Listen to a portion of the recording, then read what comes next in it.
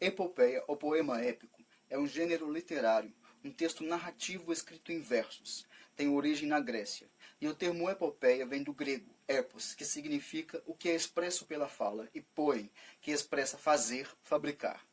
Então podemos entender epopeia como a estruturação formal de um discurso, de uma história.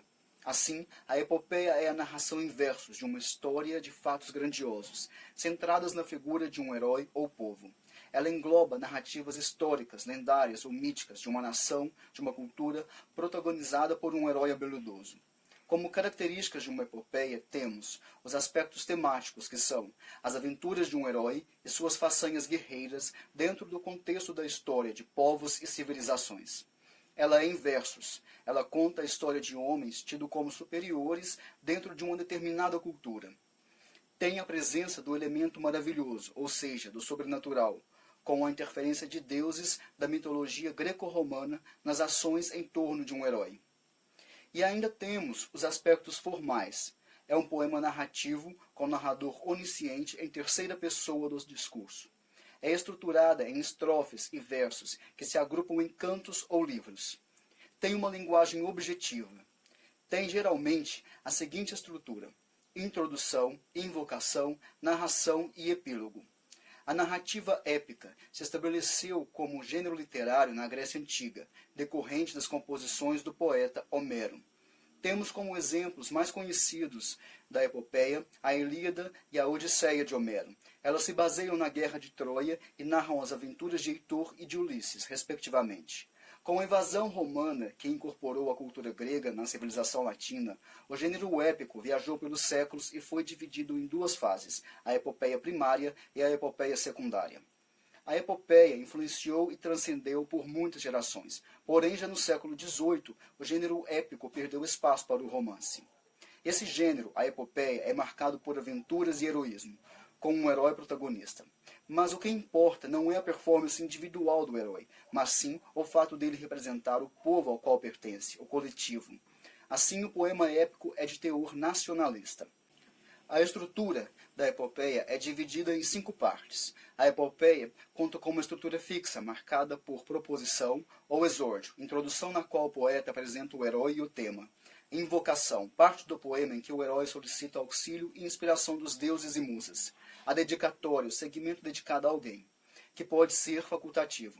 A narração, narração dos feitos heróicos vividos pelo protagonista. Epílogo, conclusão da obra.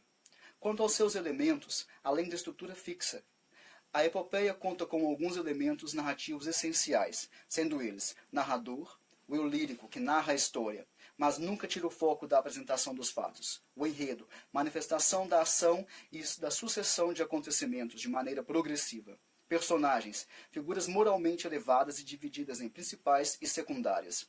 Tempo, período em que decorrem os fatos, espaço, local ou locais onde episódios são ambientados. Alguns exemplos famosos de epopeia. Além de Homero, um outro e importante poeta épico é Virgílio, que em Eneida conta a origem da civilização romana. Na fase da epopeia secundária, existe Luís Vaz de Camões e seu poema Os Lusíadas, no qual relata as conquistas portuguesas durante as grandes navegações. Um exemplo de epopeia italiana é a Divina Comédia, no século XIV, de Dante Alighieri, escritor italiano. Nessa obra ele conta uma viagem em que acontecem vários fatos, dividida em 3 partes, cada uma com 33 cantos: inferno, purgatório e paraíso. E no Brasil nós temos, no século XVIII, Frei José da Santa Rita Durão e Basílio da Gama.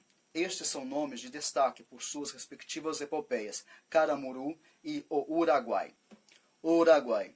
O assunto histórico é a expedição luso-espanhola chefiada por Gomes Freire de Andrade contra as missões jesuíticas no Rio Grande do Sul em 1756. Com o objetivo de assegurar as normas impostas pelo Tratado de Madrid, as missões dos 7 povos do Uruguai passariam para os domínios portugueses na América e a colônia de Sacramento para a Espanha. O propósito do poema é o de exaltar o antijesuísmo do Marquês de Pombal. Para tanto, as figuras dos jesuítas, sobretudo a do Padre Balda, compõem o quadro dos vilões da obra. Como heróis dessa epopeia, o capitão Gomes Freire de Andrade, os índios, Cepê, Cacambo, Tatu-Guaçu, a heroína Lindóia, e o jesuíta, caricaturado Padre Balda. O Uruguai conta a história do comandante português Gomes Freire Andrada contra a tirania de um padre, Balda, que além de matar Cacambo, deseja casar seu filho, Baldeta, com a índia Lindóia. Com o massacre dos índios pelas tropas luso-espanholas, a culpa recai sobre os jesuítas, pois eles teriam instigado os nativos a não aceitarem as determinações do Tratado de Madrid, o qual propunha uma troca de terras no sul do país entre espanhóis e portugueses, e se lançarem a uma luta desigual. Nessa história, os principais prejudicados foram os índios, que perderam suas terras e suas vidas. E para entender melhor essa história, é preciso entender o contexto histórico daquele momento, pois tanto a coroa espanhola quanto a portuguesa, que haviam dividido as terras entre elas, foram culpadas pelo extermínio dos índios desses locais. E na realidade, os jesuítas nesse momento estavam do lado dos índios. Claro que havia aí o interesse da igreja, mas essa é outra história. Então, para bajular o Marquês de Pombal e salvar a sua própria pele, Basílio da Gama em O Uruguai retrata os jesuítas como os grandes vilões. Bom, como atividade proponho que vocês pesquisem histórias contemporâneas que são baseadas em alguma epopeia. Pode ser na música, cinema, literatura, poesia, dentro das artes em geral. Bom, por hoje é só. Um abraço e até mais.